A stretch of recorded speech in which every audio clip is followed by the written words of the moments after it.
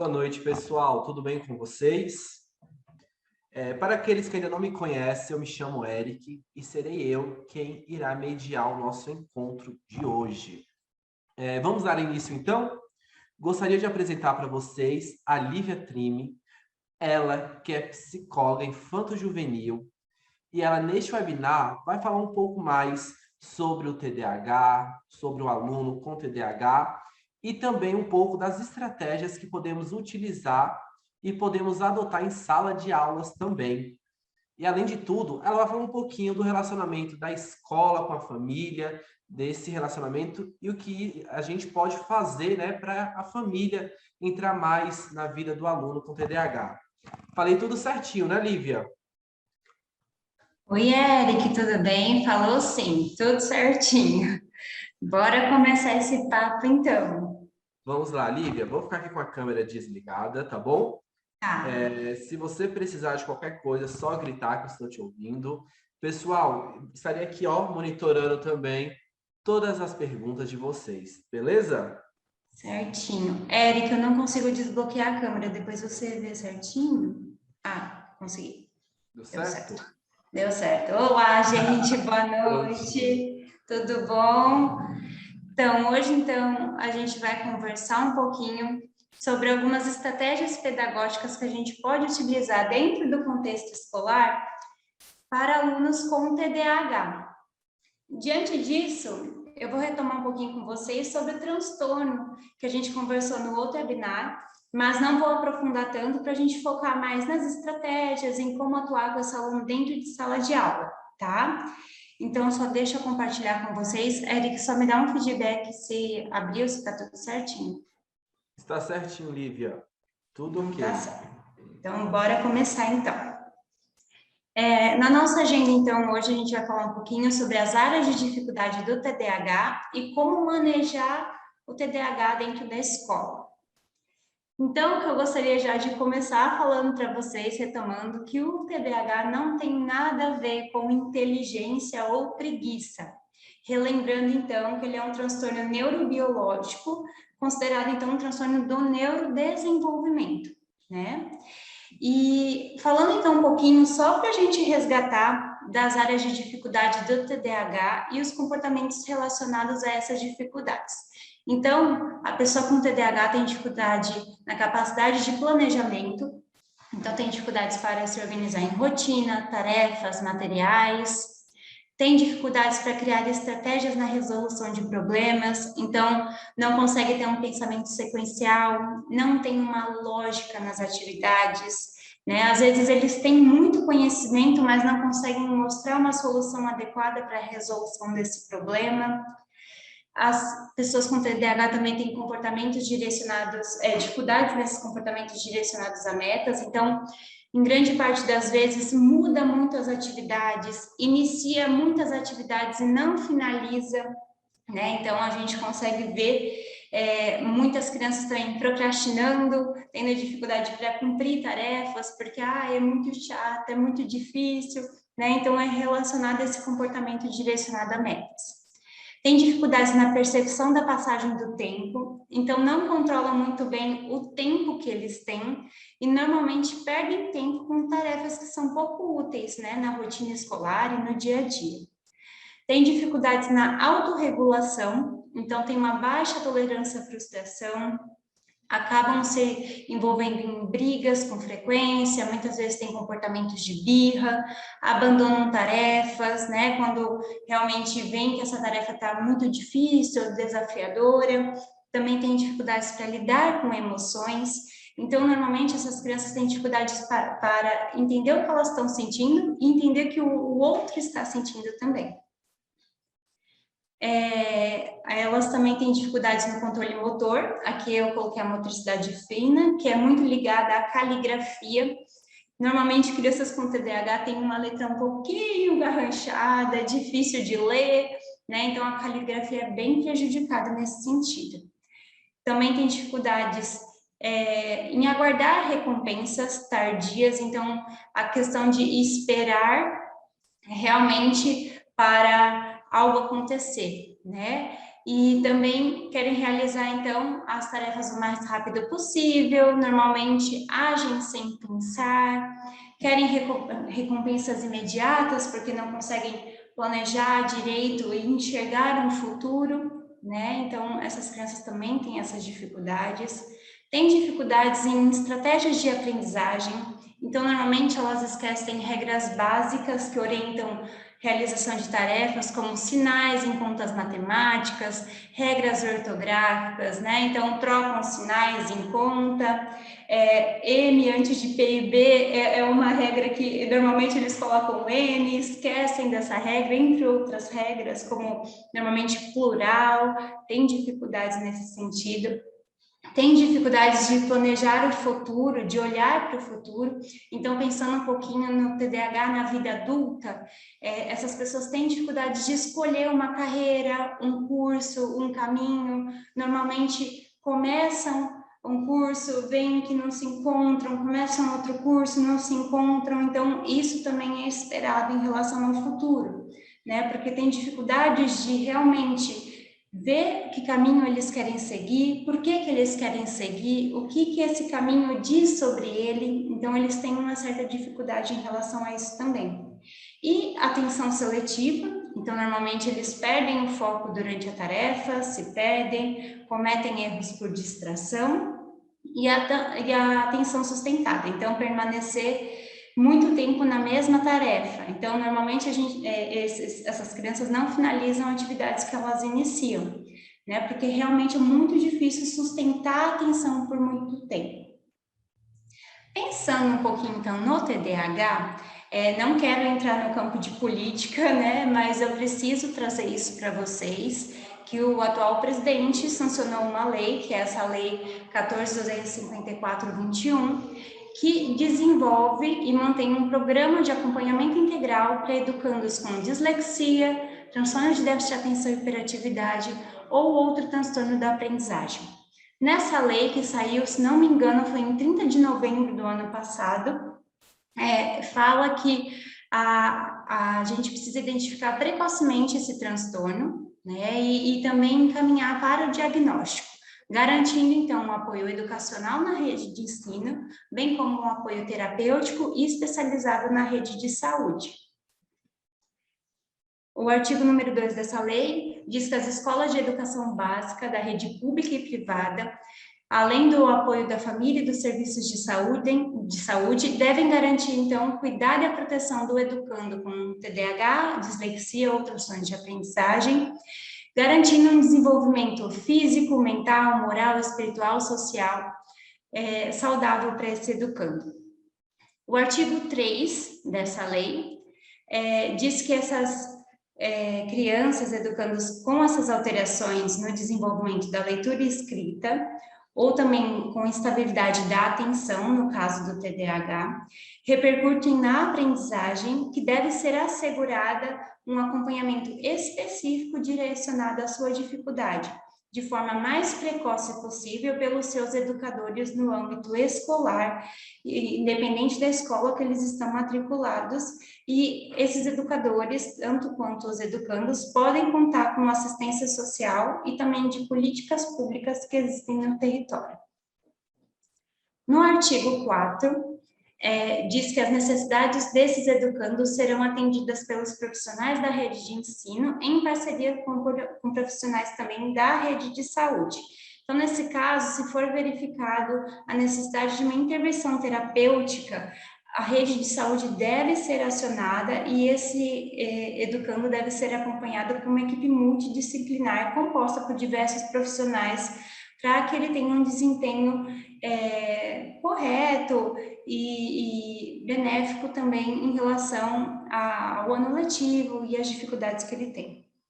E o artigo número 5, os sistemas de ensino devem garantir aos professores da educação básica um amplo acesso à informação, inclusive quanto aos encaminhamentos possíveis para o atendimento multissetorial e formação continuada para capacitá-los na identificação precoce dos sinais relacionados aos transtornos da aprendizagem ou ao TDAH, bem como o atendimento educacional escolar aos educandos. Bom, essa parte dessa lei contempla vocês, né? Então, vocês têm o direito ao acesso a esse conhecimento, para capacitar vocês a realmente identificar esses alunos que necessitam dessa abordagem, que necessitam desse suporte e para auxiliá-los a identificar possíveis transtornos da aprendizagem, inclusive o TDAH. Bom, diante então dessa lei, fica o desafio da escola de incluir esses alunos e fazer com que eles tenham uma aprendizagem significativa. E para isso, então, a gente vai abordar um pouquinho algumas intervenções que podem ser feitas dentro do âmbito escolar. E para isso, já de antemão, eu quero dizer para vocês que o meu intuito aqui, o meu papel aqui é apenas dar algumas diretrizes para vocês, né, algumas mudanças que vocês consigam aplicar no seu dia a dia. Eu não estou trazendo conteúdo programático, matérias em si, né, porque cada escola tem uma metodologia de ensino, cada escola tem um currículo a ser cumprido, né, cada escola tem um método de desenvolver essa aprendizagem, mas o meu intuito aqui é auxiliá-los a identificar como trabalhar com esses alunos e como manejar esses alunos dentro de sala de aula.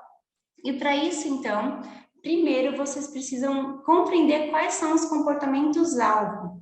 Comportamentos-alvo, então, seriam os comportamentos problemáticos específicos que a gente espera que esse aluno melhore.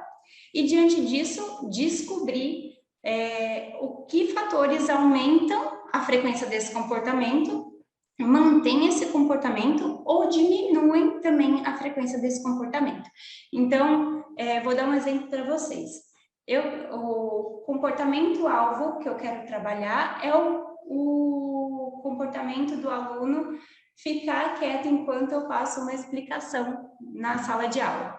Eu sei que quando ele senta do lado da fulaninha, ele conversa mais.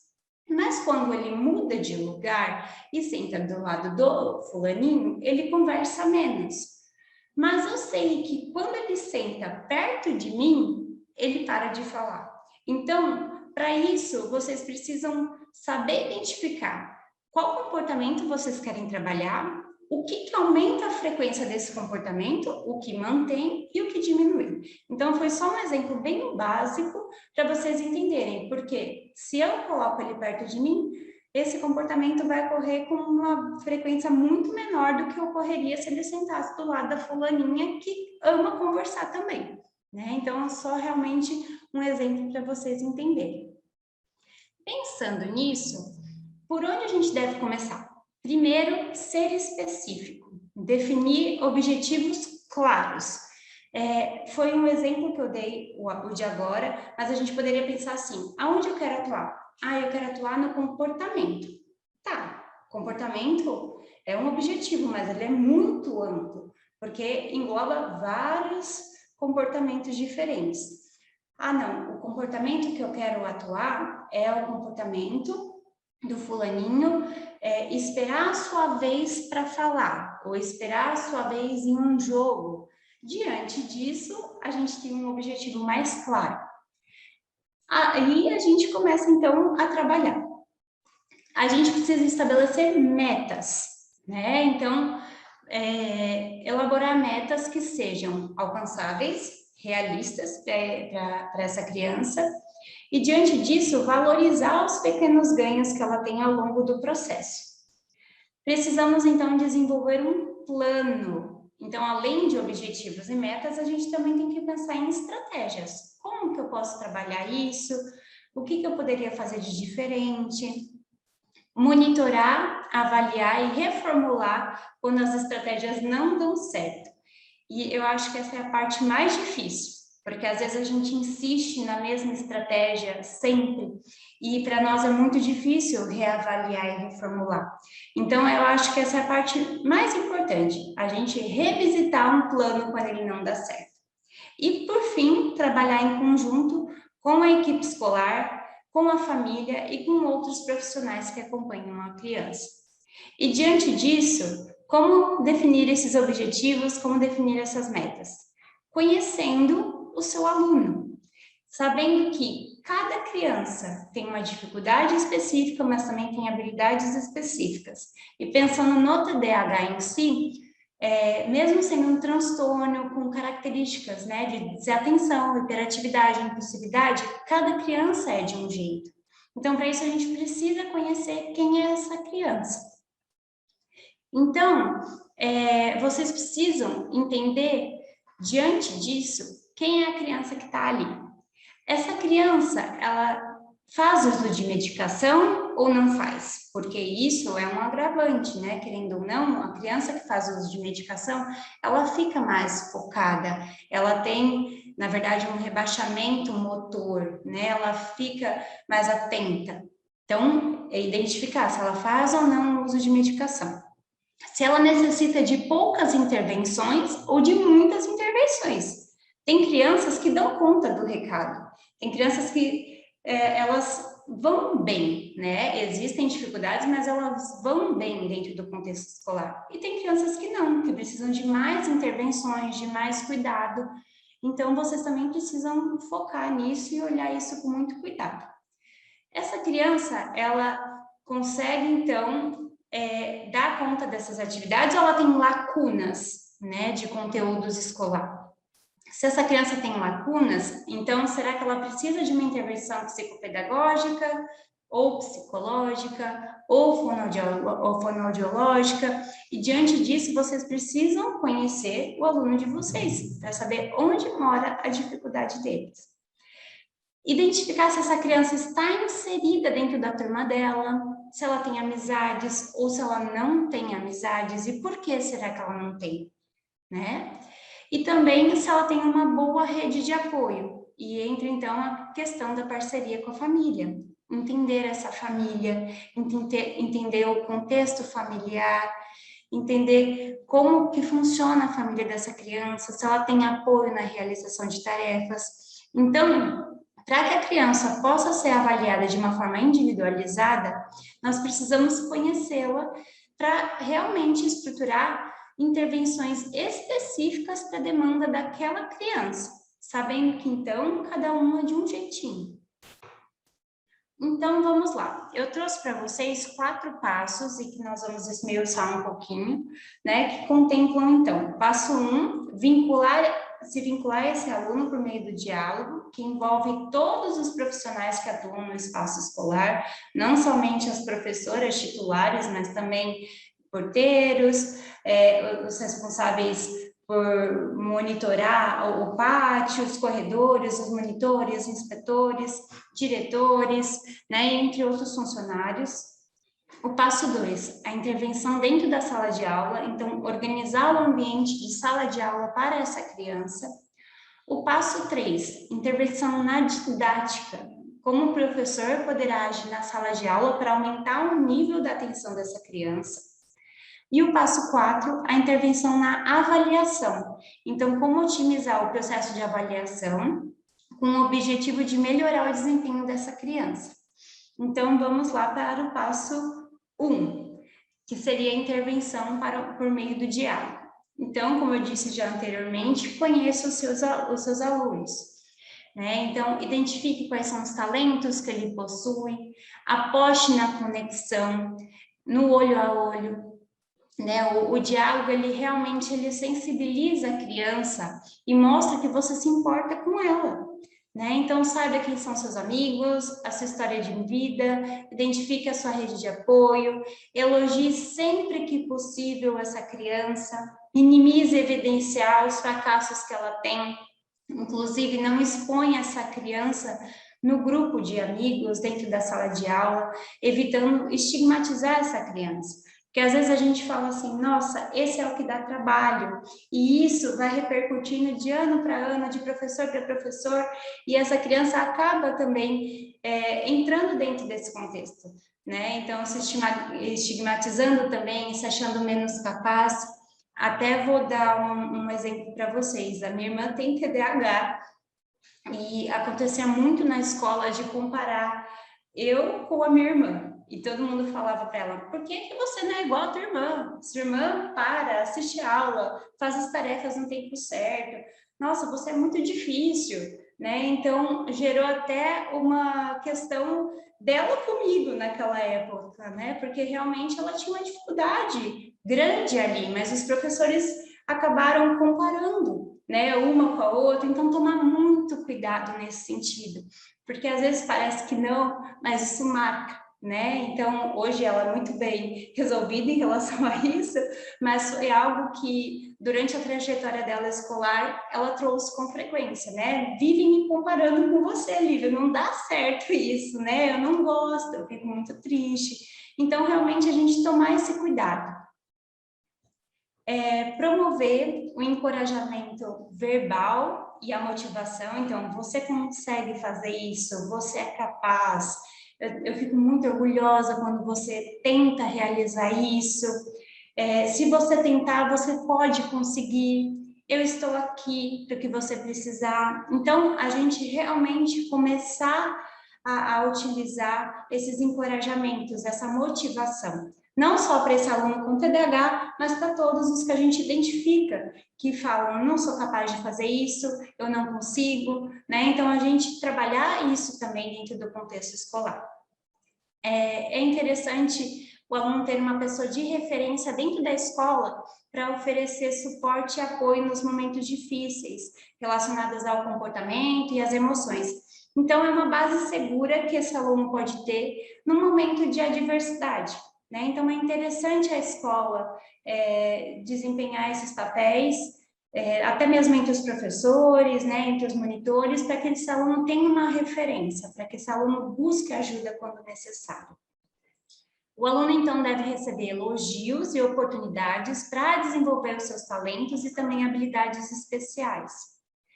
E também o professor deve se reunir com o aluno toda semana, oferecendo a oportunidade dele verbalizar suas dificuldades, progressos e ansiedades. Eu entendo que isso também é muito difícil, porque vocês têm inúmeros alunos, cada um com a sua personalidade, cada um com a sua dificuldade, cada um com a sua história de vida, cada um com a sua demanda, mas seria interessante ter um momento de acolhida individual de cada um desses alunos, né? Então, talvez num finalzinho de aula, conversar com 3, 4 alunos, né? 5 minutinhos ou 2, 3 minutinhos para entender como que tá, se está acompanhando a matéria, se tem uma dificuldade, ou se está tudo certo.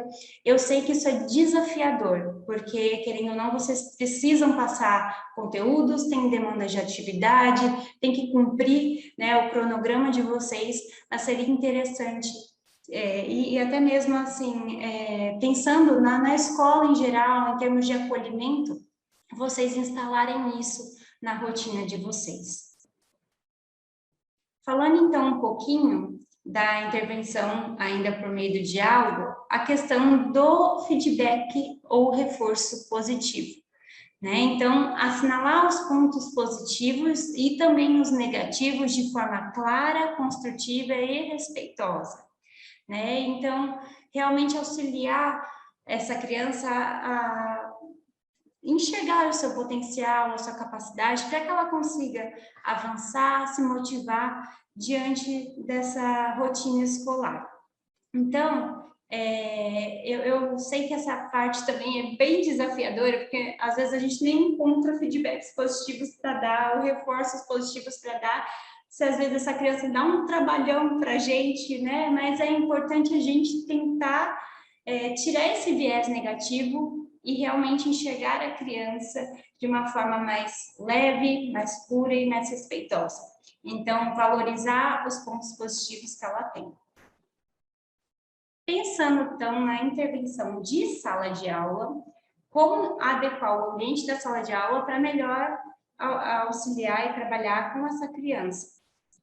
Então, eu também sei que é difícil, mas talvez colocar a turma dessa criança em um local, uma sala com menos barulho, longe do corredor ou do pátio, né? Porque a hora que chega a hora do recreio, ou uma sala sai, passa no corredor, o primeiro a olhar é a criança que tenha TDAH. Então, realmente, a gente evitar barulhos externos, né?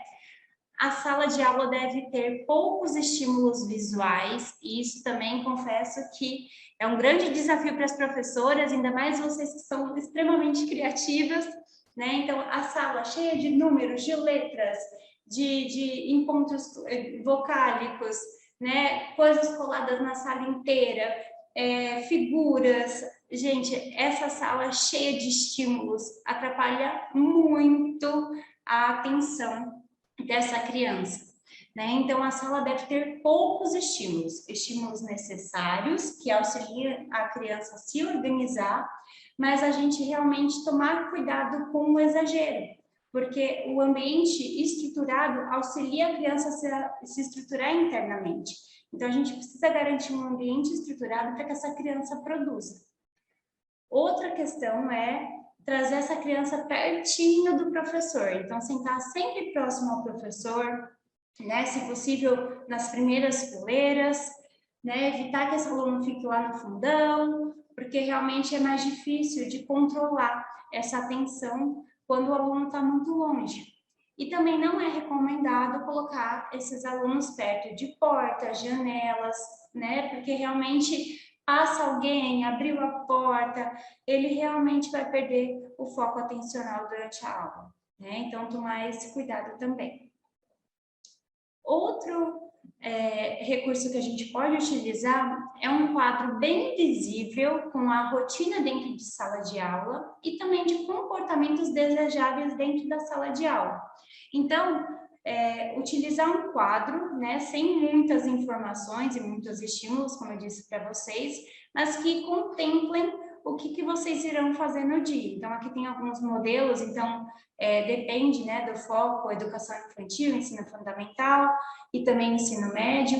Cada um vai ter um quadro de rotinas, as suas rotinas estabelecidas, mas contemplar. Então, a gente chega, tem um momento de acolhida, vai ter uma hora da novidade, vai ter um momento para conversa, vai ter um momento para lição de casa, vai ter um momento para aula expositiva, vai ter o parque, o lanche, a escovação. E se a gente puder antecipar tudo isso para as crianças, elas vão se organizar bem melhor, né?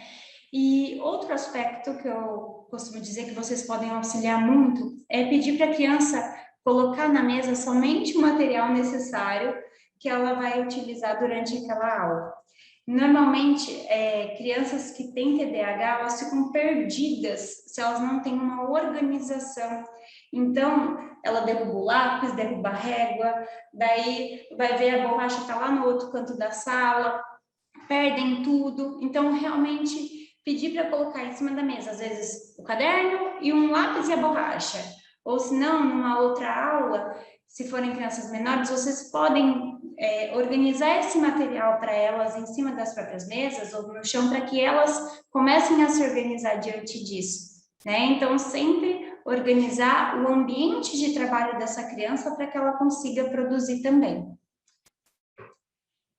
Pensando nessa organização, os cadernos e livros com cores diferentes ajudam muito. Então, vamos supor, o caderno azul é de português, o vermelho é de matemática, o verde é de história e por assim vai. Isso auxilia muito as crianças a identificarem em termos visuais para onde elas precisam olhar, que matéria elas precisam pegar e assim ela vai se organizando também internamente. O uso também de pastas, né, coloridas para envio de materiais e apostilas para casa auxilia muito também. Então, dentro da pasta azul fica todo o material de história. Então, ela sabe que a história se encontra tudo ali, né? Então, ela não vai correr o risco de, às vezes, colocar o material de história no material de matemática, né? Porque realmente existe uma organização. E a gente precisa estruturar isso para a criança, porque sozinha ela não vai adquirir isso. Então, vocês incentivarem as famílias, pedirem para que as famílias organizem isso internamente, também dentro da rotina da familiar, do ambiente familiar, dentro da casa deles, para que essa criança consiga, aos pouquinhos, se organizar.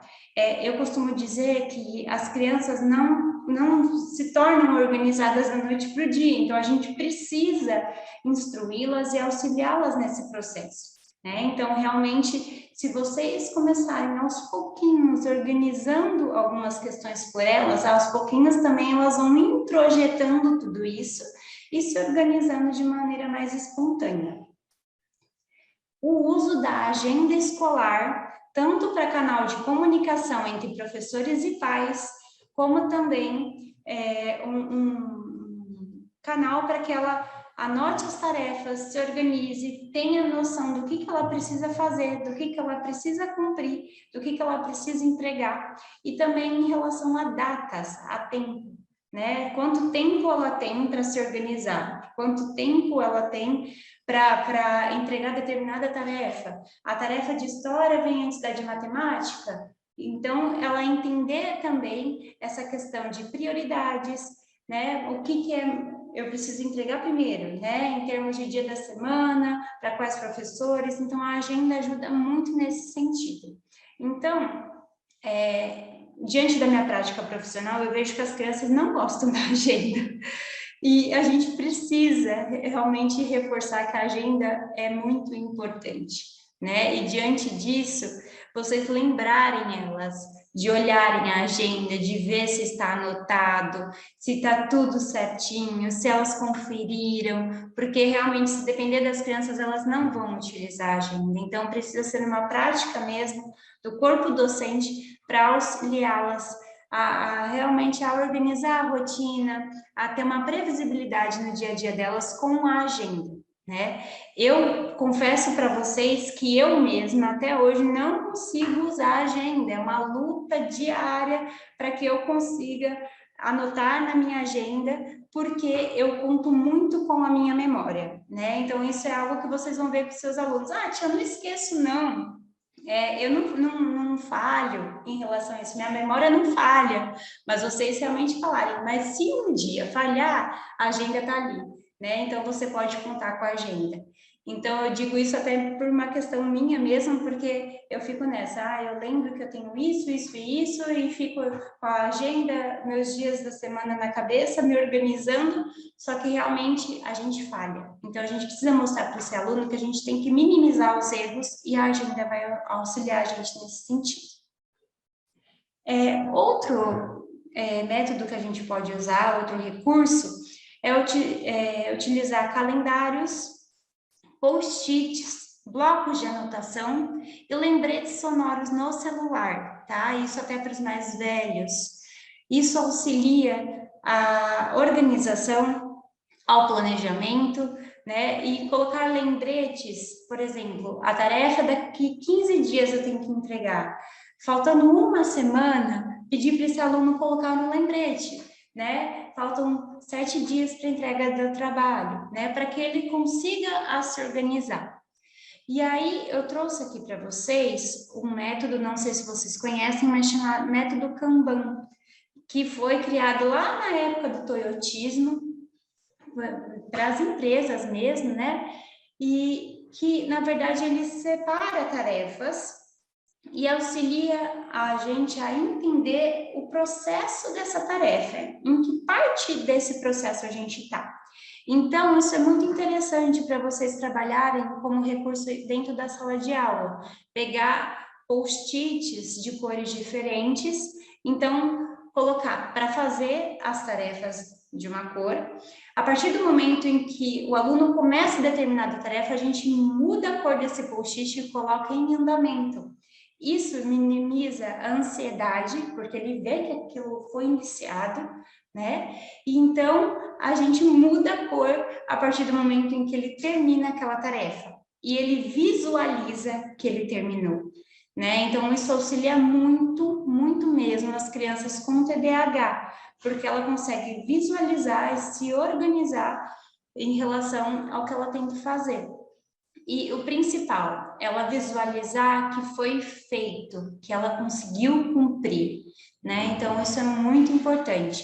Então, na medida do possível, auxiliar esse aluno a se organizar com seus cadernos, a sua mesa, o armário, arquivar os papéis importantes nas pastas corretas, e também auxiliar e estruturar o tempo, né? Porque é uma dificuldade que crianças com TDAH têm. Então, por exemplo, você tem um trabalho que você quer que ele cumpra daqui 30 dias, né? Então, daqui 30 dias vai ocorrer a entrega. Organiza, divide esse trabalho em partes, né, em pequenas etapas e monitore o processo. Isso auxilia o cumprimento do trabalho, em primeiro lugar, né? Quando a gente sequencia em tarefas menores, fica mais fácil da gente conseguir fazer. Então, isso vai auxiliar esse aluno a se organizar melhor e a cumprir o que vocês esperam dele, né? Então, dividir em relação ao tempo, realizar e falar e lembrá-los de que essa tarefa precisa ser cumprida. Então, ó, turma, faltam 7 dias para a entrega do trabalho, não se esqueçam. Olha, turma, agora faltam 3 dias para a entrega do trabalho, não se esqueçam, porque eles precisam desses marcadores temporais, porque é uma dificuldade muito grande que crianças e adolescentes com TDAH têm para administrar o tempo. E também uma questão muito importante e que não é funcional para as crianças é levar um monte de tarefa e trabalho para casa para fazer num prazo muito curto de tempo. Então, se possível, a gente dividir essas tarefas para que ela consiga cumprir, né? Então, dividir em tarefas menores, mais simples ou mais específicas para que ela consiga entregar e cumprir e realmente ficar com aquela sensação de dever cumprido, né? E a gente não reforçar, às vezes, essa dificuldade que ela tem na gestão do tempo, na organização, do planejamento, diante de tantas demandas, né? Auxiliar o aluno a etiquetar, iluminar ou sublinhar e colorir partes importantes de uma tarefa, de um texto ou de uma prova. Isso auxilia demais as crianças a perceberem o que é importante, né?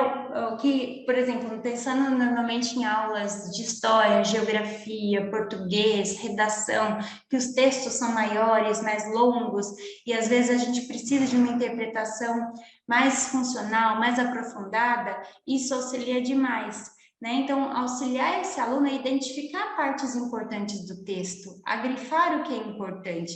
E diante disso, até trouxe esse outro slide, porque a gente precisa auxiliá-los a grifar a palavra-chave, né? Então, trouxe assim em termos de brincadeira, porque se for grifar o que é importante, tudo é importante, mas a gente precisa definir qual objetivo a gente precisa chegar com aquele assunto, com aquele texto, e a gente precisa auxiliar a criança a entender o que realmente desse texto todo é importante para ele cumprir aquela tarefa, é importante para ele entender, é importante para ele levar para a vida dele, né? Então, auxiliar a criança a ter mais funcionalidade no dia a dia, né? Então, grifando realmente o que é importante, ao invés de grifar a página inteira, o texto inteiro.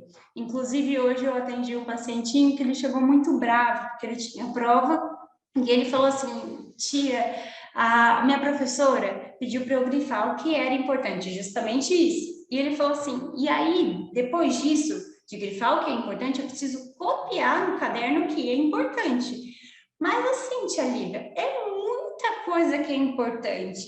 E no final eu estou perdido, porque me dá preguiça de copiar, eu não consigo ver se realmente tudo é importante. Então, o que eu tenho trabalhado com ele é para que ele consiga, mesmo nos textos grifados, identificar o que ele necessita especificamente entender com aquilo, né? Então, reduzir, vamos supor, 3 linhas para uma linha e meia, né? Para ficar mais fácil, mais prático para ele e que motive ele mais nos estudos. Fale sobre o tempo e estimule o uso de relógio de pulso com crianças. Isso é extremamente importante, pensando na gestão do tempo, para que ela entenda o dia a dia dela, os horários, para que ela entenda que determinada hora a professora de português vai chegar, que determinada hora é a hora do lanche, que determinada hora vem o professor de educação física. Então, auxilia muito as crianças a se organizarem. E até acho interessante a gente usar o relógio digital mesmo, né? Porque às vezes as crianças têm dificuldade com os ponteiros e acabam perdendo mais tempo lendo o ponteiro, né? No dia a dia, do que às vezes batendo o olho e vendo que horas são. Então, para crianças com TDAH, seria mais funcional o relógio digital mesmo. Outra ação que a gente pode adotar dentro da sala de aula é colocar o aluno perto de alunos que possam colaborar com o desenvolvimento desse aluno. Então, para isso, a gente precisa entender realmente as necessidades desse aluno, que precisa ser incluído, as habilidades que ele tem, as suas dificuldades e seu grau de autonomia. Porque tem crianças que realmente não gostam de outras crianças por perto, interferindo ou executando a tarefa por eles, né? Então, realmente, a gente precisa conhecer esse aluno. E para isso, colocar, estimular duplas que sejam também mais funcionais, que se completem. E esse aluno colaborador pode ser muito benéfico pensando nas crianças com TDAH, porque auxilia na motivação, auxilia na inclusão do grupo social, auxilia no aprimoramento de funções executivas, então se organizar, planejar, focar, perseverar, flexibilizar, se regular, né? E também metas cognitivas, né? Então seria estratégias de aprendizagem, o ouvir, o anotar, o ler, o compreender, o redigir, pesquisar, o esperar a sua vez, né? Esperar a vez do outro. Então, a gente pode contar com outros alunos para nos auxiliar dentro do contexto escolar, essa criança com TDAH. E lembrar que a rotina e a organização são elementos, sim, fundamentais para o desenvolvimento dos alunos, principalmente com TDAH, e que a organização externa influencia diretamente na organização interna. Então, para a gente conseguir, por exemplo, focar em uma tarefa e sustentar a nossa atenção, o nosso ambiente precisa estar estruturado e organizado, porque isso reflete diretamente na nossa produção. Né? Eu tenho um paciente com TDAH, ele tem 16 anos, e ele relatou essa semana que ele não conseguiu cumprir uma prova, porque a monitora da sala ficou do lado da mesa dele, e ele olhava para a monitora e não conseguia fazer a prova. Então eu brinquei com ele e falei, mas menina, por que você não pediu para ela, não explicou para ela, né, que você tem TDAH, que você perde o foco da atenção? Ele falou, Lívia, eu fiquei com tanto medo dela achar que eu realmente ia colar, que eu não falei nada, né? Então, realmente, a gente pensar nisso. É importante ter monitoras? Sim, é importante, mas talvez não em cima desse aluno, um pouco mais distante, né? Às vezes, essa monitora andar pela sala ao invés de ficar só num local. Então, pensando em tudo isso, a organização externa vai influenciar nessa organização interna e, consequentemente, no desempenho desse estudante dentro do contexto escolar. Pensando, então, agora na intervenção na didática, né, como o professor pode agir dentro de sala de aula para aumentar o nível da atenção da criança. Então, a dica que eu dou é: faça o aprendizado ser o mais concreto e visual possível. Então, ter instruções curtas e objetivas, dar instruções, né, de forma segmentada ou seriada, evitando longas apresentações. Apresentar uma instrução multissensorial, então pensar nos estilos de aprendizagem. Então, a gente tem os estilos de aprendizagem de visual, auditivo, sinestésico. Então, a gente utilizar isso como recurso para que a aprendizagem seja mais significativa e o entendimento do aluno seja mais aprofundado. Então, optar sempre que possível, utilizar materiais pedagógicos diversos, né, como materiais audiovisuais, computadores, vídeos, materiais como revistas, jornais, livros, e isso auxilia e aumenta realmente o interesse do aluno nas aulas, né, então mantém o foco atencional. E também um outro recurso que eu acho muito interessante é usar a dramatização, então às vezes um teatro, um filme, uma série, para às vezes passar um determinado conteúdo, né, e alguma informação que seja importante. Pensando na dramatização, eu me recordo de quando eu era bem novinha, eu acho que eu estava na antiga 4ª série, e a gente estava tendo aula de história, e a professora precisava passar o conteúdo da independência do Brasil.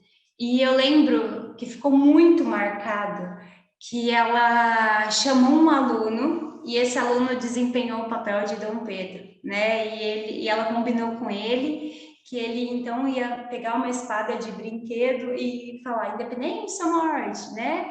E ela ainda pegou um pano azul, fez como se fosse as margens do rio Ipiranga e fez com que ele então levantasse a espada e proclamasse independência ou morte. E isso fez com que realmente a gente prestasse mais atenção, entendesse o que ela estava propondo, entendesse o que ela estava falando. E foi tão significativa essa aprendizagem que eu nunca mais esqueci.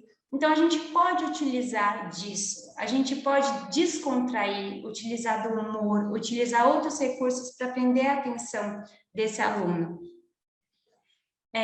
Se o aluno tem dificuldades para fixar o aprendizado através do visual, a gente utilizar recursos verbais.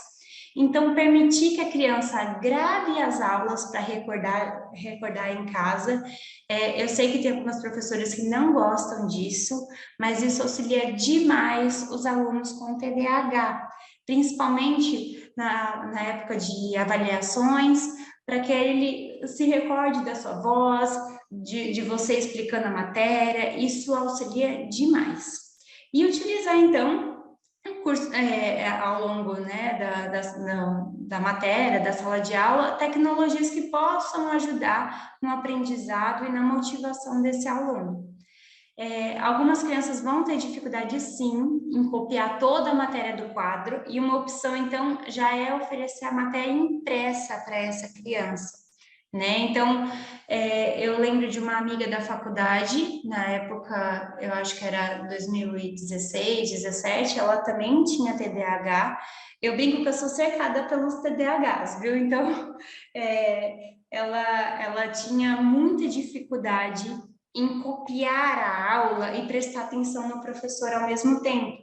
Então, ela fez um combinado com os professores, que os professores antecipavam as aulas para ela copiava tudo no caderno dela e durante a aula ela só realmente prestava atenção no que o professor estava falando e grifando no texto, no material dela, o que ele estava dizendo. Isso auxiliou ela demais. Então, eu acredito que a gente possa, sim, fazer essas adaptações no nosso dia a dia e com os alunos mais novos também, né? Então, antecipar a matéria para esse aluno, colocar no quadro o que vocês vão ver de forma objetiva, né? Então, isso auxilia demais o aluno a se organizar. Um outro aliado muito, muito grande é a repetição. Então, é repetir, repetir e repetir as matérias quando necessário, né? Então, eu brinco, tabuada, a gente aprende, gente, realmente repetindo e entendendo a lógica, né? Então, faça chamadas orais, faça em termos de jogos, brincadeiras, porque as crianças realmente se divertem e também se envolvem nas atividades, né? Então, usar a repetição também como um fator, um aliado. Utilizar outras técnicas para auxiliar na memorização, como, por exemplo, músicas, rimas, listas, isso auxilia demais o aluno com TDAH, mas também o aluno que não tem TDAH, porque faz com que a gente entenda o conteúdo de uma forma mais tranquila, mais significativa também. E oferecer tarefas diferenciadas, como trabalhos em grupo, né, para que essa turma ela possa mostrar outras habilidades e desenvolva outras habilidades de uma forma mais tranquila, mais divertida, mais descontraída, e isso faz com que a motivação venha, esses alunos tenham mais interesse na sala de aula, na matéria, dentro do contexto escolar. Então, realmente propor atividades diferentes, um show de talentos, né, uma mostra cultural, permitir que esse aluno exponha o que ele sabe fazer, né? Então, muitas crianças sabem desenhar bem, outras sabem cantar, outras são muito criativas e sabem resolver problemas como ninguém. Então, a gente precisa estimular isso e oferecer oportunidades para que essas crianças consigam mostrar isso para a turma, para vocês, né? Então, isso também é muito importante. E, em relação à lousa, manter apenas informações necessárias para o tema, evitar textos muito longos, sempre, então, se aproximar do aluno enquanto se apresenta a matéria, né? Ver se ele está entendendo, checando realmente se ele está entendendo, e às vezes até utilizando do caderno do aluno para dar exemplo, para realmente manter o foco da atenção nesse aluno, né? Criar essa conexão, esse olho a olho, esse envolvimento para que ele sustente a atenção na aula. Se assegurar de que o aluno escutou as explicações e instruções, então perguntar: turma, o que eu disse agora? Vocês se recordam do que eu falei? Fulaninho, o que eu disse? Né? Realmente verificar para ver se a criança compreendeu o que é esperado dele. E antes de iniciar uma nova matéria, sempre ter alguns minutinhos para recordar a matéria anterior. Isso só fixa as informações na memória e fortalece essa aprendizagem, né? Então, às vezes, retomar um pouquinho os conteúdos da aula anterior para realmente fazer essa ponte, essa conexão com o conteúdo que vocês estão apresentando no dia de hoje. Utilizar também técnicas auditivas, visuais, para sinalizar transições ou mudanças de atividade.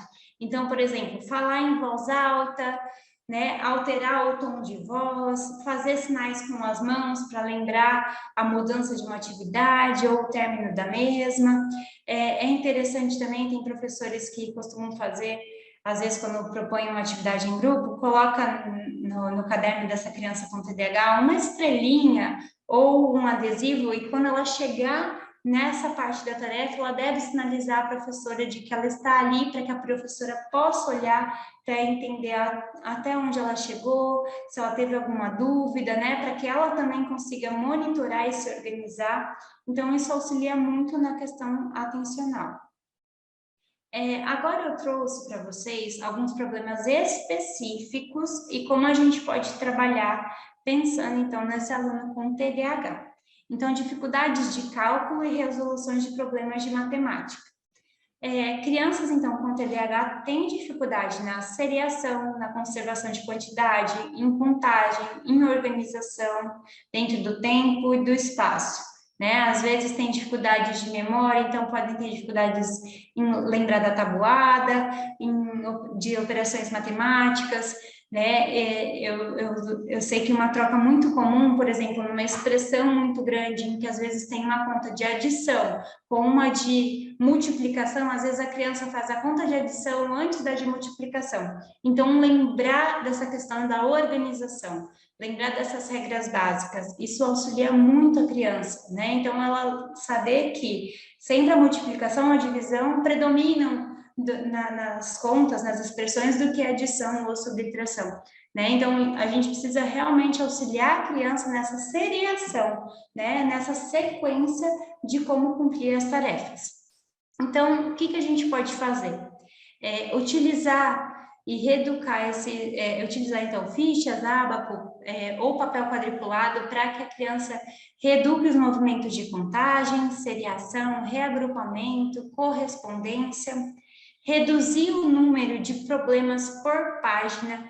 Então, uma criança com TDAH, a hora que vê uma página com 10 problemas para resolver, pronto. Para ela já desistiu antes mesmo de começar, porque é muita coisa, né? Então, a gente, às vezes, colocar 1, 2 probleminhas por página, mesmo que tenha mais páginas, diminuir o número de problemas ou de questões por página, né? Permitir o uso de material concreto como moedas, botões, fichas, né? Isso auxilia a criança a visualizar, então sempre trazer para o concreto, a visualizar e manipular essas informações do ambiente que ela está vendo para resolver problemas. Cuidar para que os números dos exercícios não fiquem muito pertinho dos números do cálculo. Então, exercício número 1 e logo ter uma expressão numérica do lado, pronto. As crianças já vão achar que o número 1 vai fazer parte da conta final. Então, tomar cuidado realmente com a estruturação da atividade.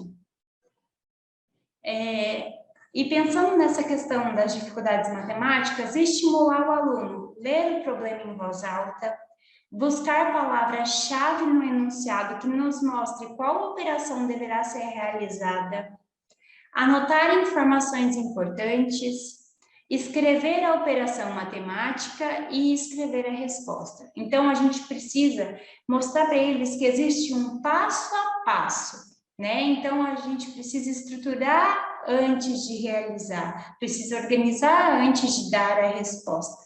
E esse passo a passo, aos pouquinhos também, eles vão introjetando para se organizar.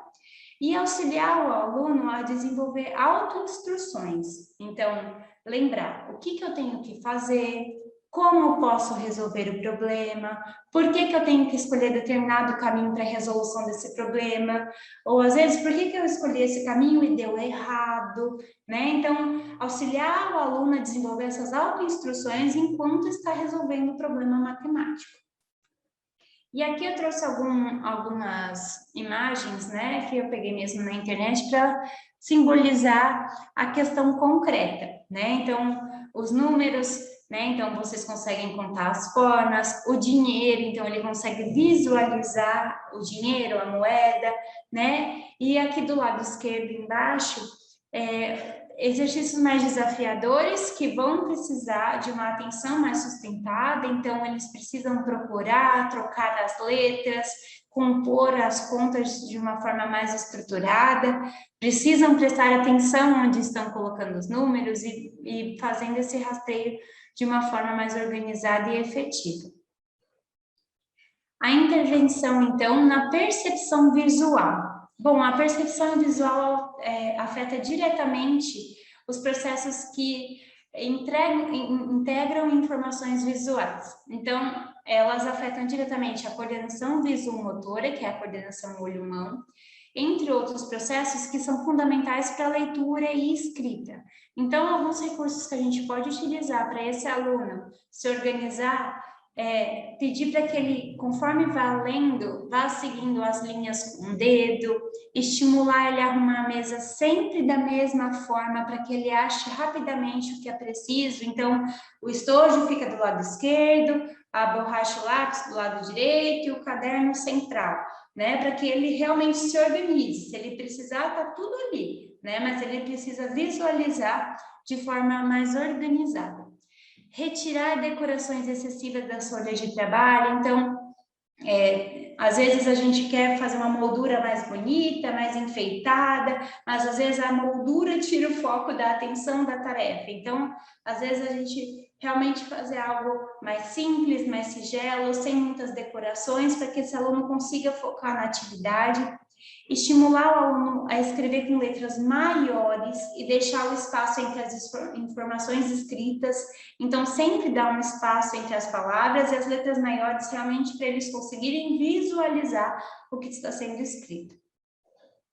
Assegurar de que o aluno está na página correta, sempre antes de iniciar as explicações. Treinar com frequência os conceitos espaciais, então, normalmente, acima, embaixo, sobre, direita, esquerda, à frente, atrás, né? Então, realmente, trabalhar isso com eles, porque essas crianças vão ter dificuldade de se organizar, tanto espacialmente quanto temporalmente. Então, a gente precisa dar essas instruções e trazer a criança para perto, nesse sentido, para que ela se organize. Ensinar as crianças a espaçar as palavras usando o dedinho entre elas, né? Então, dá um espaço entre as palavras, como eu já havia comentado anteriormente. Utilizar marquinhas visuais como flechas e lembretes, né? Em livros, cadernos, para que ele se organize, né? Então, colocar um post-it ou um marca-página aonde ele tem que abrir, aonde a tarefa está, né? Porque essas crianças vão ter dificuldade para achar a tarefa dentro do livro ou do caderno, então é mais fácil a gente realmente, às vezes, colar, né, um adesivinho, uma coisinha assim, porque ela já se organiza, abre de uma forma mais tranquila e mais fácil. No livro, na apostila, cadernos e provas, né, e outros exercícios, a gente tentar cobrir com uma folha de papel as outras questões ou os outros textos que ela não vai utilizar. Então, normalmente, só deixar à vista dela ou que ela vai precisar ler e interpretar. Então, a gente cobrir para que ela consiga seguir de uma forma mais tranquila. Gente, aqui tá uma chuvarada, até peço desculpa, porque se vocês ouvirem barulho de trovão, tudo é que tá caindo o mundo aqui em Ribeirão, né? Mas é por conta disso. Pensando, então, na questão do manejo comportamental. Isso vai surgir dentro de sala de aula, né? As crianças vão apresentar, sim, dificuldades de comportamento. Então, a gente precisa usar estratégias para diminuir os problemas comportamentais dentro da sala de aula. E uma das que mais funciona é chamar esse aluno com TDAH para ser o ajudante da sala. Né? Então, é o aluno que vai recolher os exercícios, que escreve na lousa, que entrega o papel na secretaria, né? Esse aluno ele vai se sentir muito bem, muito valorizado. Isso vai realmente auxiliar na atenção dentro do contexto da sala de aula, porque ele vai ter que prestar atenção, porque você vai, às vezes, solicitar uma ajuda, vai auxiliar na autoestima e também na inibição comportamental. Né? Então, às vezes, ao invés de ele ficar olhando para trás, ele vai ter que olhar para você, né? Para prestar atenção. Então, isso auxilia demais.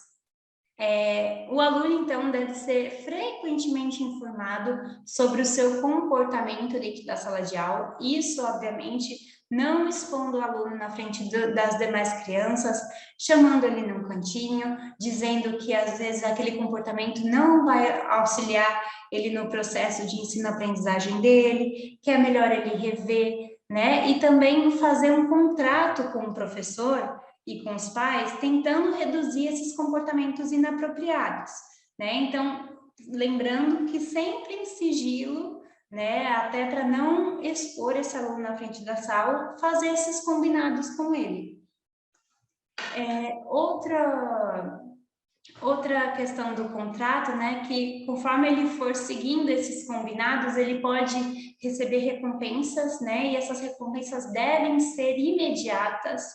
Então, essas recompensas não precisam ser nada material, né, às vezes um elogio é uma recompensa, uma saidinha para tomar uma água e voltar, uma recompensa, ou às vezes um adesivo ou uma estrelinha, né, isso tudo reforça o trabalho que esse aluno tem tido para manter o foco da atenção, para se dedicar, e isso valoriza o passo dele, né? Então, realmente a gente utilizar desses recursos, né? Adotar um viés mais positivo sobre esse aluno, olhando então as coisas boas que ele faz, né? Então, a gente, quando pensa em comportamentos que são inapropriados, a gente precisa extinguir esses comportamentos. E normalmente a gente extingue esses comportamentos não dando ênfase a eles. Porque às vezes a gente reforça o comportamento ruim dando atenção a ele. Então vamos realmente reforçar o que ele faz de bom, o que ele faz de correto, o que ele faz de adequado, porque assim ele vai entender que quando ele faz determinado comportamento, você reverbera de outra forma, né? Então você fica feliz, você reforça, né? Então ele entende que se ele se comporta desse jeito, é mais agradável tanto para ele quanto para você, né? E você então valoriza o passo dele. Então realmente a gente atuar nesse viés mais positivo, né? E oferecer essas recompensas. Também é interessante combinar com esse aluno uma forma de, às vezes, você chamar a atenção dele sem expor dentro da sala de aula. Então, às vezes, colocar a mão na cadeira enquanto você está explicando, para evitar chamar a atenção dele na frente dos outros alunos, ou, às vezes, colocar a mão no ombro, né? Tem pessoas que são mais do toque físico, então, enquanto está explicando, coloca a mão no ombro desse aluno para alertar que ele precisa, então, se regular, ficar mais quietinho. Isso auxilia demais, né? Pelo menos a gente não expõe esse aluno na frente da sala e ele compreende o que você quer dizer.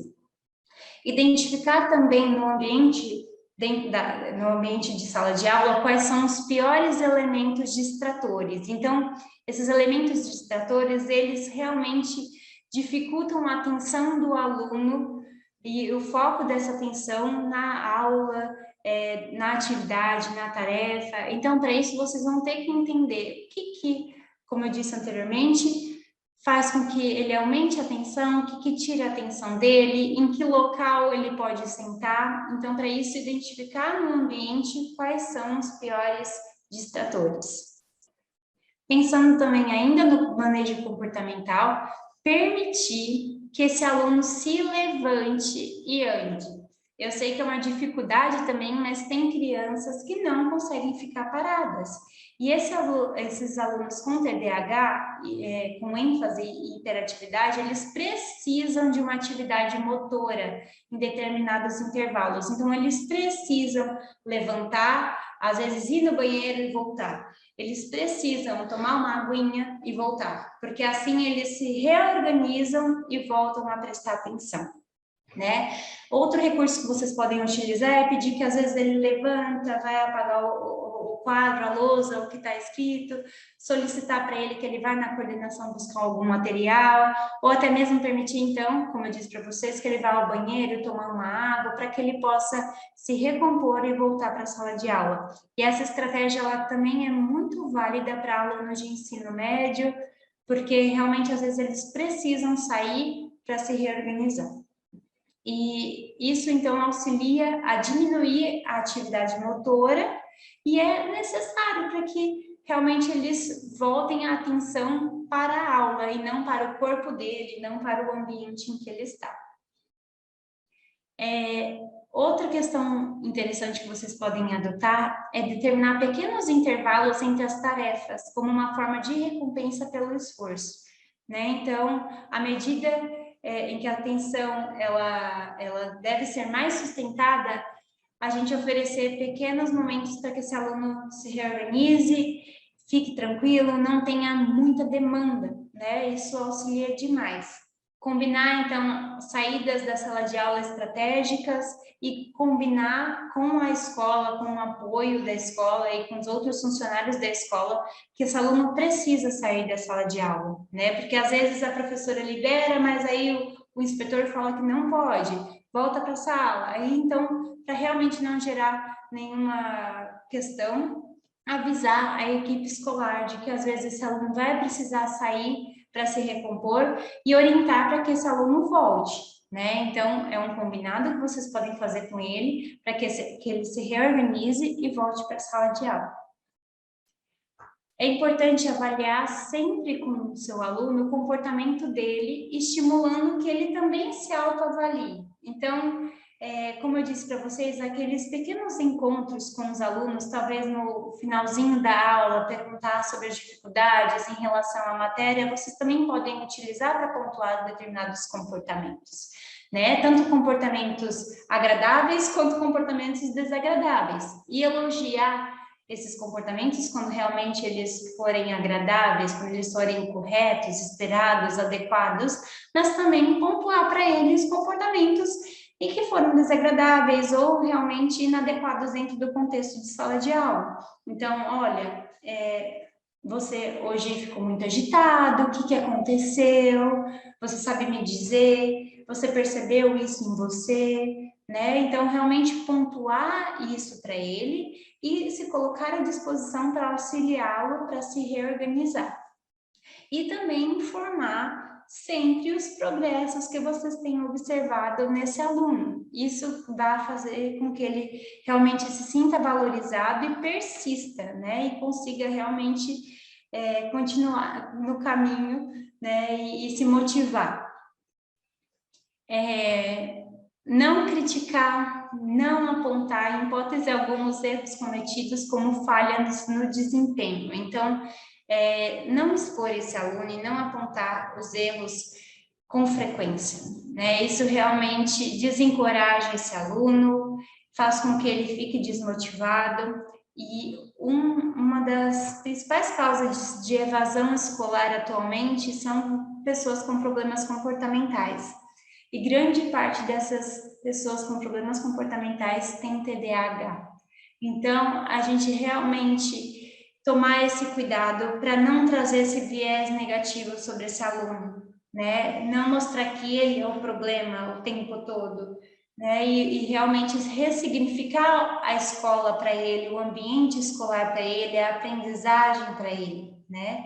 Então, oferecer suporte, encorajamento, oferecer parcerias, ter uma atitude positiva, isso tudo faz com que o aluno realmente mantenha o foco na educação, se empenhe e valorize também o aprendizado e o trabalho de vocês.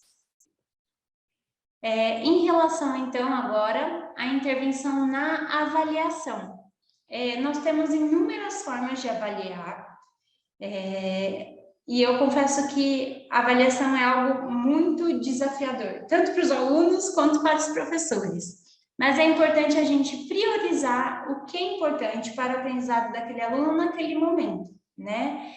E priorizar a qualidade, não a quantidade de conteúdos. Então, como eu disse para vocês, do meu paciente que chegou hoje reclamando do texto muito grande que ele grifou, realmente era um texto longo, extenso, que fazia com que ele se desmotivasse. Mas a gente precisa olhar para a qualidade daquele texto e identificar o que é importante, o que ele precisa entender, o que ele precisa aprender, né? E isso é específico, ele não precisa saber o texto inteiro, ele precisa saber interpretar a resposta para aquela questão, né? Ele precisa adquirir aquele determinado conhecimento, porque é aquilo que ele vai ter que levar daqui. Então, a gente realmente valorizar qualitativamente a aprendizagem desse aluno. E também permitir pesquisas, trabalhos de campo, para que também isso possa ser um instrumento de avaliação. Normalmente isso motiva as crianças, né? E realmente elas vão começar a entender que a avaliação em si pode ser de uma forma mais tranquila, né? E não só voltada para conteúdos concretos, maçantes, difíceis, né? Mas que você pode realmente utilizar o que você aprendeu no dia a dia. Então, as pesquisas auxiliam muito, os trabalhos em grupo, né? Às vezes, oferecer uma tarefa ou uma pesquisa coletiva sobre determinado assunto, isso auxilia muito as crianças a realmente se envolverem nesse processo. Pensando, então, agora nas tarefas de casa e nos trabalhos escolares. É interessante que vocês ajudem o aluno a estabelecer um cronograma de tarefas e estudos de casa. Isso, então, diminui a questão da procrastinação, né? De deixar tudo para depois, porque auxilia, então, eles a se organizarem. Então, como eu disse para vocês lá anteriormente, na parte da intervenção da sala de aula, aquele método, né, de organizar o que foi feito, o que ele está fazendo e o que ele precisa fazer. Isso auxilia demais o aluno a entender o que ele precisa entregar e produzir. As instruções devem ser simples, objetivas, tentar evitar de colocar numa mesma questão A, B, C, D, E, F, G, H, I, J, porque isso faz com que eles se percam e se desmotivem também. Então, é melhor a gente subdividir essas tarefas em tarefas menores, mais pontuais, que isso faz com que eles mantenham mais o foco da atenção e se envolvam mais e consigam cumprir. Estimular a prática de resumos. Então, isso é interessante porque vocês podem passar um conteúdo e pedir para que esse aluno faça um pequeno resuminho desse conteúdo, às vezes 4 linhas, 5 linhas do que ele aprendeu naquela aula, e isso ele pode utilizar para provas, avaliações futuras, ele já tem aquilo pronto, então isso auxilia demais. E isso também auxilia o aluno a fixar os conteúdos, a estruturar ideias, a se organizar. Os grupos de trabalho são muito bem-vindos, no entanto, evitar que os grupos sejam maiores que 3 alunos, porque isso acaba perdendo o foco da atenção, né? Então, realmente, 3 alunos funcionam muito bem, e mais alunos realmente vão conversar, vão perder o foco, vão trazer outros assuntos à tona. Então, é interessante focar em grupos menores de trabalho. O aluno com TDAH, ele deve receber as informações e executar suas tarefas em grau de dificuldades adequadas para as suas necessidades. Então, pensar naquelas metas alcançáveis, né? Então, específicas para que ele consiga cumprir. coibir hábitos de multitarefas, então evitar que o aluno execute várias tarefas ao mesmo tempo, dividindo a atenção deles e não finalizando nada, né? Então, a gente realmente auxiliar esse aluno a focar no que ele precisa cumprir, para depois ir para uma segunda tarefa. E os trabalhos de maior duração serem divididos em segmentos, né? Então, em etapas menores, para que ele possa cumprir aos pouquinhos. Outro recurso que vocês podem utilizar é o seguinte, priorizar o que é importante. E para isso, vocês podem dividir as tarefas em graus, como A, B e C. E depois disso, passar para os alunos essas tarefas mais estruturadas. Então, as tarefas A são aquelas que são de maior importância. Então, significa que elas devem ser realizadas o mais rápido possível, como, por exemplo, hoje ou amanhã. Já as tarefas B, elas são de menor importância e podem ser feitas a longo prazo. Então, algumas partes da tarefa podem ser já completadas num prazo mais curto e outras podem levar um pouco mais de tempo. E as tarefas C são tarefas de mais baixa importância, que podem ser mais atrativas, mais fáceis, né? Mas que não são tão importantes como a de classificação de letra A. Então, isso auxilia o aluno a entender que ele precisa cumprir a tarefa A, que essa é a tarefa mais específica, essa é a tarefa que ele precisa para realmente ter uma aprendizagem mais aprofundada, né? Então, porque se depender das crianças, elas vão para a tarefa C, né? Elas vão para a tarefa que exige um menor esforço mental, e isso é esperado no TDAH. Então, a gente precisa realmente facilitar e mostrar para eles que, a tarefa A é a mais importante. Ela é mais difícil, mas ela é a mais importante, né? Então, realmente, a gente auxiliar e estruturar isso dessa forma para eles. Em relação às avaliações mesmo, às provas, é interessante que a gente faça poucas avaliações, é interessante que ao invés, na verdade, de fazer poucas avaliações com muitos conteúdos, a gente faça mais avaliações com menos conteúdos. Então, realmente, dividir essas provas, ao invés de ter 2 provas que caem com 8 capítulos, é melhor ter 10 provas que cada capítulo de uma prova específica, né? Então, segmentar as avaliações, isso auxilia demais as crianças, né? E faz com que elas coloquem em prática o estudo, a rotina de estudos no dia a dia. A prova deve ser muito bem organizada visualmente, né? Porque a criança precisa ver com clareza os conteúdos, os objetivos e o que é esperado dela. A prova precisa ser sucinta, então sem pegadinhas e com textos curtos.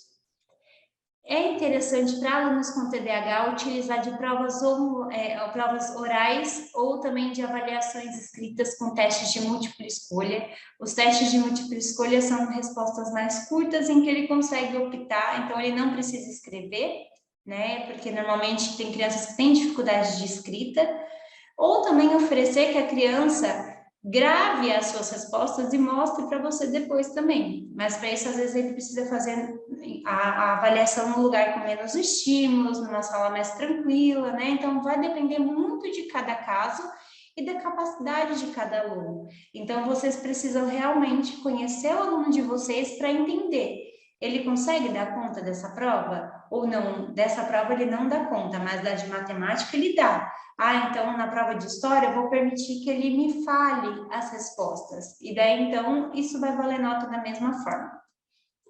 Em relação ao tempo, é interessante que tenha um tempo mínimo de prova, porque isso faz com que a criança se organize e não abandone a atividade antes de tentar terminar, né? Então, é importante que tenha um tempo mínimo e também um tempo extra para execução de provas e atividades, né? Isso vocês podem avaliar conforme o dia a dia, se esse aluno consegue desempenhar no tempo pré-estabelecido ou ele precisa realmente de um tempo extra para execução.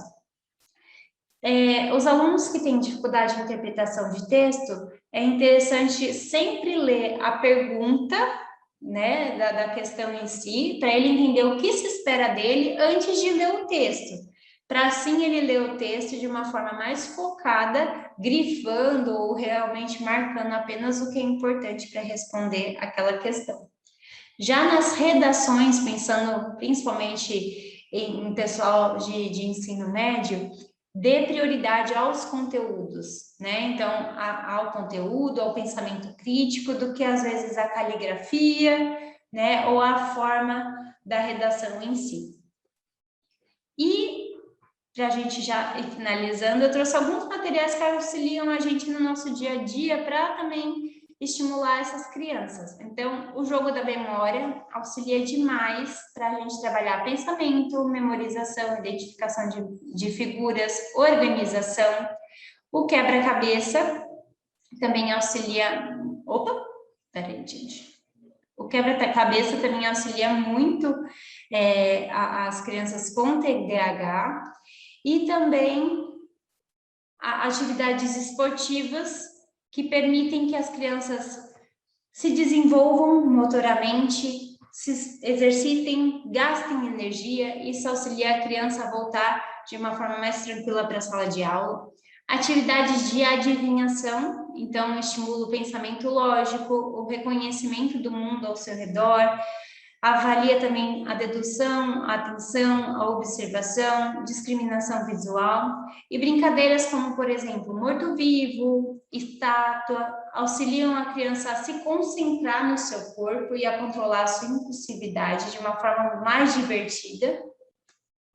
E, por fim, eu gostaria de passar para vocês que não existe uma regra, né, para atuar com essas crianças com TDAH, e a gente precisa realmente conhecer os nossos alunos, entender o que funciona para esse, o que funciona para aquele, e definir metas específicas e acessíveis para que a gente possa recompensar e valorizar os pequenos passos desses alunos, né? E sempre pensar num ambiente estruturado que realmente valida essa aprendizagem e dá um sentido mais positivo para essa criança, para essa aprendizagem de uma forma geral. E, por fim, se reinventem, se desafiem, saiam do comum, pois a educação realmente é uma busca e nunca um fim em si mesma. E termino a minha fala. Falei muito hoje, peço até desculpas porque quase excedi o horário, mas eu espero que vocês tenham gostado.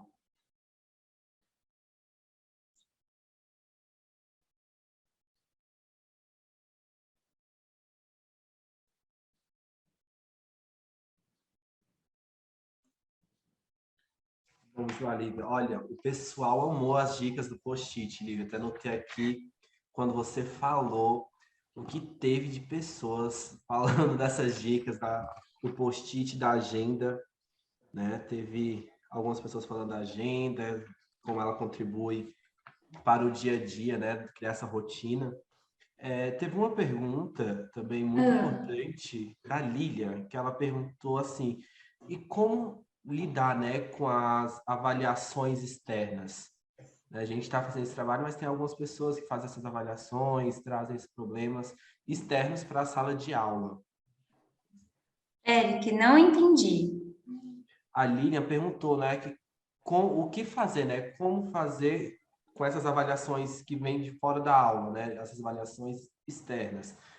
Pelo que eu entendi, como ela estava falando, que é como essas pessoas, né? Como lidar com as outras pessoas que são externas à sala de aula, da família, algo do tipo. Tá. Em relação à família, com essas metodologias que eu apresentei, né? Isso. Olha, a família deve se tornar parceira dos professores. Então, tudo que vocês estruturarem para esse aluno, a família precisa ficar sabendo, né? E precisa se envolver, porque realmente sem envolvimento familiar é muito difícil, né? Então, eu tenho casos em que a família está muito envolvida e esse paciente, esse aluno, realmente tem um desenvolvimento muito bom.